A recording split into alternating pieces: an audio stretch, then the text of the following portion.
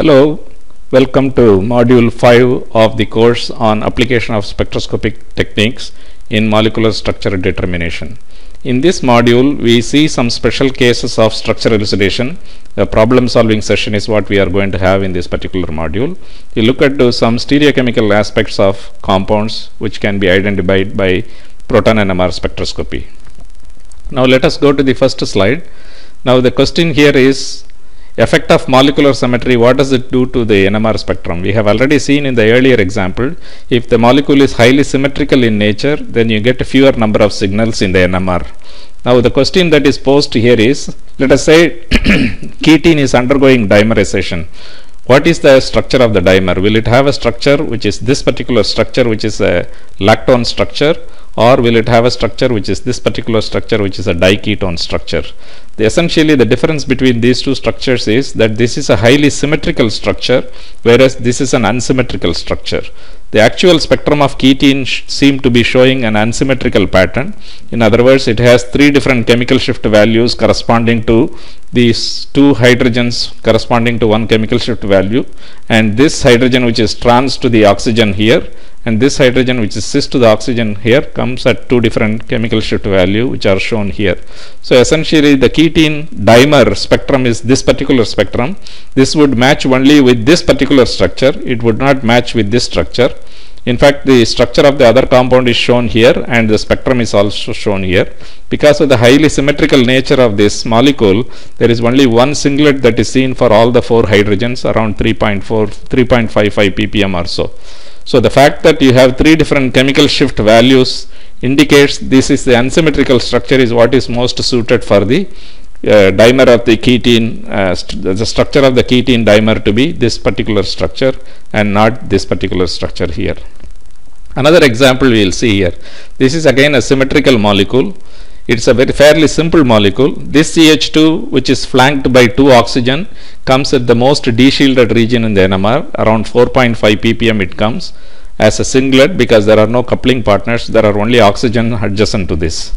Then you have an ethyl group on this side, another ethyl group on this side. Because of the molecular symmetry, these two ethyl groups are identical in nature in terms of their chemical environment. So a single set of quartet and a triplet is what you see for both the ethyl groups. So the integration ratio would be corresponding to 2 hydrogen here, 4 hydrogen here, and 6 hydrogen here in terms of the relative intensities of the ratio.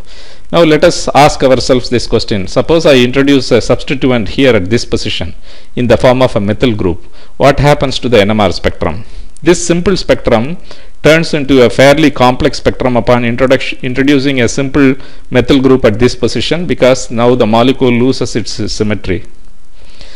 We are now talking about this particular molecule. You can see here this spectrum is a much more complicated spectrum compared to the earlier example of this particular compound spectrum, which is a simple quartet and a triplet and a singlet. Never, this particular introduction of a methyl group at this methylene position here has caused enormous changes in the NMR spectrum of this compound. Now what is the reason for this? Let us analyze this. There is a quartet here and a triplet here. This quartet is essentially a 1 hydrogen intensity, and this triplet here is essentially 6 hydrogen intensity. So they are not essentially because of an ethyl group which normally we encounter in this particular case. So the ethyl group is actually, because it is connected to oxygen, this methylene should come in the region, typically in this particular region. There is one hydrogen which is the methyne hydrogen, and that is split by the CH3 into a quartet, and that lone hydrogen alone comes in this particular region of 4.8 ppm, because that will have the highest chemical shift value because it is flanked by two oxygen. So the 4.8 ppm quartet corresponds to this particular hydrogen, the position that I am pointing with this cursor here. That particular position hydrogen is what is responsible for it. It is a quartet because it is split by this methyl group, which is 3 adjacent hydrogens are there, therefore it is a quartet. Now what happened to the methyl itself? The methyl is split into a doublet. So you can see a doublet here, for example, and this methyl is essentially split by this methyne hydrogen into a doublet, and you can see the methyl group with the 3 hydrogen intensity being a doublet in this region of about 1.3 ppm or so. Now this methylene, which should have been a quartet, is not a quartet anymore. It appears to be a complex multiplet. It is because this is a prochiral center, and that makes these two hydrogens pro-diastereotopic in nature. In fact, the two hydrogens are diastereotopic in nature, so they will split each other into a doublet of a doublet 4-line pattern, which is further split into by the CH3 into a quartet. So a doublet of a quartet is what one should see for the spectrum. This region of quartet and this multiplet is expanded, and it is shown in this particular slide. This methane hydrogen appears as a quartet, and this methylene appears as a doublet of a quartet. In other words, this is an overlapping quartet for one of the hydrogen, and this is an overlapping quartet for another hydrogen. If you count carefully, you can actually see 16-line pattern in this multiplets for the corresponding to the methylene group of this. The CH3 appears as a simple triplet, which is shown here. So both the CH3s are identical. These ether CH3s are identical, for example, and both of them appear as a single triplet of 6 hydrogen intensity for this methyl and this methyl put together. So this example essentially illustrates that a small perturbation by introducing a methyl group causes a fairly large change in the NMR spectrum in comparison to a more symmetrical structure like this. The less symmetrical structure becomes a complex spectrum, and wealth of information is obtained because of the complexity of the spectrum. Now, quite often we ask the student whether it is possible to distinguish this cis and trans isomers using NMR spectroscopy. The immediate conclusion or the answer the student gives is that yes, it is possible to determine by the NMR spectroscopy by the coupling constant between these two hydrogen is a standard answer that one gets. This is a wrong answer, of course, because these two hydrogens in this molecule or these two hydrogen in the cis compound, they are chemically equivalent and they don't split each other at all. They are magnetically as well as chemically equivalent. So what one would see in the spectrum is a singlet for these two hydrogen. There won't be any coupling to show whether it is a cis coupling or trans coupling. Similarly, these two hydrogens also, they are chemically and magnetically equivalent. So they would also appear only as a singlet. We will see the spectrum in the next slide. This is a spectrum of cis stilbene. You can see here this singlet, which is shown by this arrow here, corresponds to these two hydrogen. The phenyl appears as a multiplet of 10 hydrogen intensity in this position here, and these two hydrogens are essentially coming as a singlet. So there is no question of J value to be distinguishing this cis isomer from the trans isomer.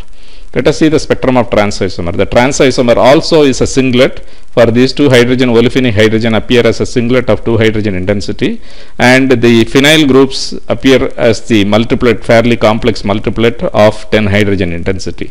So the point is that symmetrical structures do not offer you information regarding coupling because of the chemical equivalence and magnetic equivalence of this type of hydrogen. So how does one now determine which is the cis and which is the trans? Now, if we have the spectrum of both the cis as well as the trans isomer, it is possible to rationalize which is a cis one and which is a trans one. In the cis one, the two hydrogens are away from the anisotropic effect of the phenyl group. So therefore, the chemical shift value of these two hydrogens in comparison to the trans isomer should be lower. In fact, it comes around 6.5 ppm or so. The trans isomer, if you see, it is coming slightly above 7 ppm. This hydrogen is flanked by these two phenyl groups, so is this hydrogen by these two phenyl group. So the anisotropic effect of these phenyl groups will be strongly felt by the proton, causing it to de-shield itself, and as a result of that, compared to the cis isomer which came around 6.5 ppm, the trans isomer in fact comes, the two hydrogens come above 7 ppm.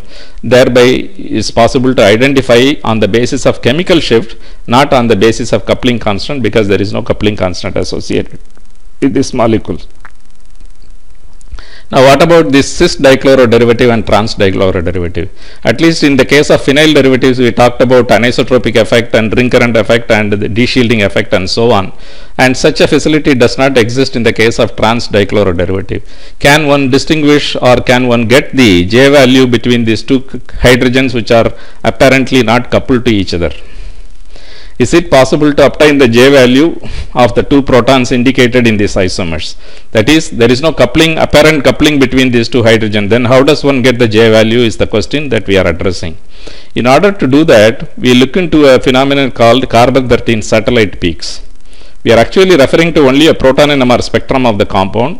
When you take this trans isomer, the trans dichloro derivative, the actual sample contains mostly 99% of the molecules are carbon 12 and carbon 12 molecule, and carbon 12 of course is magnetically inactive, so it doesn't matter for the NMR experiment. So these two hydrogens are chemically and magnetically identical in the carbon 12 carbon 10 isotopomer of the trans dichloro derivative. However, remember the natural abundance of carbon 13 is about 1%. So the probability of having a carbon 13 labeled, naturally abundant labeled carbon 13 compound is about 1%. In other words, if you have 100 molecules, 99 molecules with the solution would be of this type and 1 molecule will be of this type. So it should be possible to record the spectrum of this mixture and pick out the spectrum of this particular sample. Why is it important to pick out the spectrum of this particular sample? Because this is carbon 13, it is magnetically active, and that makes these two hydrogens non-equivalent in terms of the magnetic equivalence. They are chemically equivalent but magnetically non-equivalent in their nature. So one should be able to see the splitting between these two hydrogens in the carbon 13 isotopomer of the trans dichloro derivative.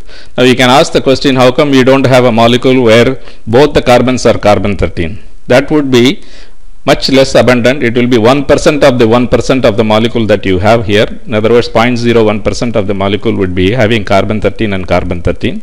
So it would not be possible to detect such an sample because of the low abundance of carbon 13 in the natural abundance. Now what would be the spectrum of this molecule? These two hydrogens are chemically and magnetically equivalent, so it just gives only one line pattern. Here these two hydrogens are magnetically non-equivalent, chemically also they are equivalent. Chemically they are equivalent but magnetically non-equivalent in nature. So it should be actually A and A prime in terms of the label that one should give, not A and M. There is a mistake here. Now in the absence of carbon 13, only carbon 12, it would have given a singlet. Because of carbon 13 being present here, this particular hydrogen that is directly attached to a carbon 13 will have a large coupling of the order of 100 plus hertz or so. So that is split into a doublet, which is seen here. This will be further split into a doublet by this H, which is this particular H, because this is magnetically non-equivalent in nature. So the carbon 13 essentially splits the hydrogen in the proton NMR spectrum into a doublet, and the doublet is further split into a doublet by this HM, which is this doublet that you are seeing here. So this large coupling is the carbon 13 hydrogen coupling, one bond coupling, and this small coupling here that you see here is the hydrogen coupling. That is the question we asked, can we get the coupling constant between these two apparently non-coupled hydrogens in a molecule like this? Yes, it is possible if you look at the carbon 13 satellite spectrum. Please remember, carbon 13 satellite spectrum is actually a proton spectrum of the carbon 13 isotopomer of the sample that we have. So what happens to this hydrogen now? This is away from one carbon, away from the carbon 13. So that coupling, which will be much less, of the order of tens of hertz. So that is split into a doublet here, and it is further split by this hydrogen into a doublet. So again you will see a doublet of a doublet. What you will see is essentially a symmetrical pattern on either side with respect to the singlet which should have appeared in the system. The actual experimental spectrum is shown in the next slide. This is the spectrum of carbon 13 satellite spectrum of the 1,2-dichloroethylene. So this huge peak that you see in the middle is actually because of the 99% of the carbon 12 isotopomer of dichloroethylene. There is no splitting, so it just appears as a singlet. These two tiny lines that you see here, which is expanded, zoomed into the bigger picture that's seen here, indicated by the arrow. There are two lines here and two lines here which are expanded and shown as an expansion here. And this is essentially because of the carbon 13 splitting of this line into a doublet, which is further split by the hydrogen, which is this particular hydrogens are splitting each other, for example. So the J value between the two hydrogens are essentially gap either here or the gap between these two lines here. So it is possible to get the J value of apparently non-coupled system if you look carefully into the carbon 13 isotopomer spectrum of the corresponding molecule. Now let us solve a problem, a chemical structural problem here. We will try to identify the chemical shift value, J value. The purpose of this exercise is essentially to familiarize with the logical way of deducing the structure of an organic compound from the molecular formula and the spectral pattern that is given here. From the molecular formula, one comes to the conclusion that double bond equivalence of this compound is about 3. Now there is a singlet at 3.8 ppm of 3 hydrogen intensity, so one can assume, because of the presence of oxygen, this to be a methoxy functional group. Now the multiplet at 6.4 and 4.6, we will see what kind of multiplet it is in the next slide. For the time being, assume that this is one multiplet and this is another multiplet. This comes in the olefinic region, so you have a olefinic proton, two olefinic protons, so you have a C2H2 fragment in this particular moiety, and you have a OCH3 fragment in this moiety. If you subtract this C2H2 and the OCH3 from the molecular formula, what is left with is C2H. Now you have to have double bond equivalence of 3. You have accounted for one olefinic bond here corresponding to a double bond equivalence of 1. So you have to now account for 2 more double bond equivalence. That is where this multiplet comes into picture. What is this multiplet at 3.1? Can it be due to an acetylene? Because acetylenes typically come in the region between 2 to 3. So typically an acetylenic hydrogen can actually come in this particular region.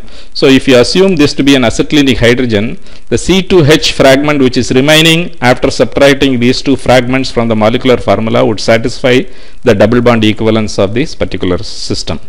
So it is possible that this molecule has a triple bonded structure, a double bonded structure connected to a methoxy functional group. So this is these multiplets, the multiplets that you see here are expanded, and the expansion is what is shown here. There is a multiplet at 6.4 ppm, there is another multiplet at 4.6 ppm, there is another multiplet at 3.1 ppm. All these three multiplets are essentially doublets of doublets, as you can see here. 6.4 ppm doublet of a doublet, 4.6 ppm doublet of a doublet, 3.1 ppm doublet of a doublet. In other words, these three hydrogens are mutually coupled to each other. That's what it means. For the sake of clarity, the frequencies of these lines are also given here. Line 1, 2, 3, 4 corresponds to the 4 lines of the 6.4 ppm chemical shift multiplet, and lines 5 to 8 serial number corresponds to these 4 lines. Lines 9 to 10 corresponds to these 4 lines also. So if you want to calculate the coupling constant value from these multiplets, what I have done is calculated the coupling constant value. You subtract line 2 from line 1, you get 0.5 Hertz, 0.48 or something you get for the coupling constant. Similarly, you subtract 3 from 4, then also you get the same value. So one of the coupling constant is roughly 0.5 ppm or so. Now you take the mid portion of the between 1 and 2, you take the middle center point of 1 and 2, which would be something like 1922.5 or so. This would be 1916.5 or so. That is the average of 3 and 4 and the average of 1 and 2, and take the average of the average. That would correspond to something like 6 Hertz in the spectrum. Likewise, you can calculate the gap between these two lines here. That would correspond to something like 6 Hertz.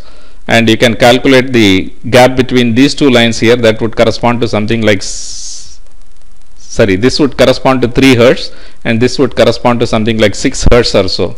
And finally, if you calculate the midpoint of this to the midpoint of this, that is about 6 Hertz. So you have 3 different types of coupling constant. One set is coming from the doublet of a doublet here as 0.5 and 6. Another set is coming from the doublet of a doublet at 4.6, coming as 3 and 6 Hertz of coupling constant. The third one is coming around 3.1 delta value multiplet as a coupling constant 0.5 and 3 Hertz values.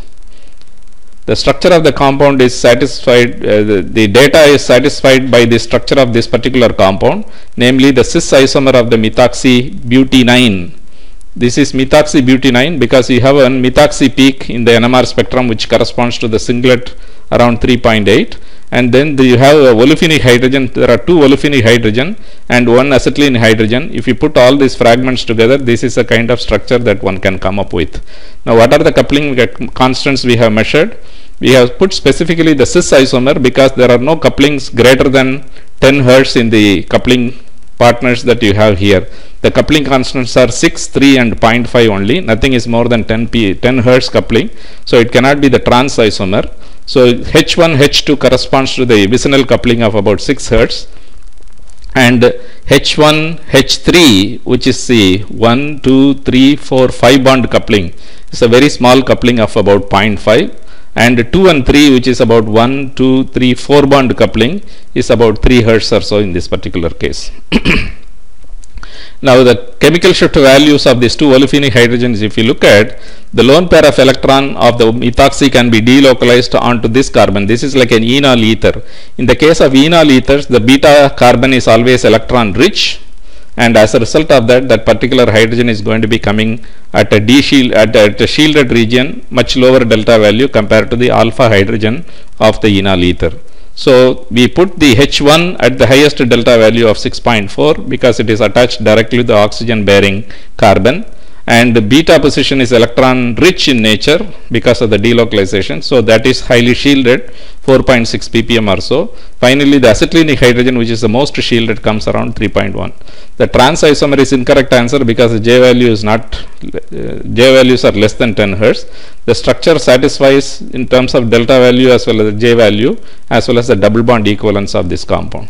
So this gives you an illustration of how to extract the information of chemical shift values and coupling constant values and logically solve the structure of this simple molecule of this kind. Thank you very much.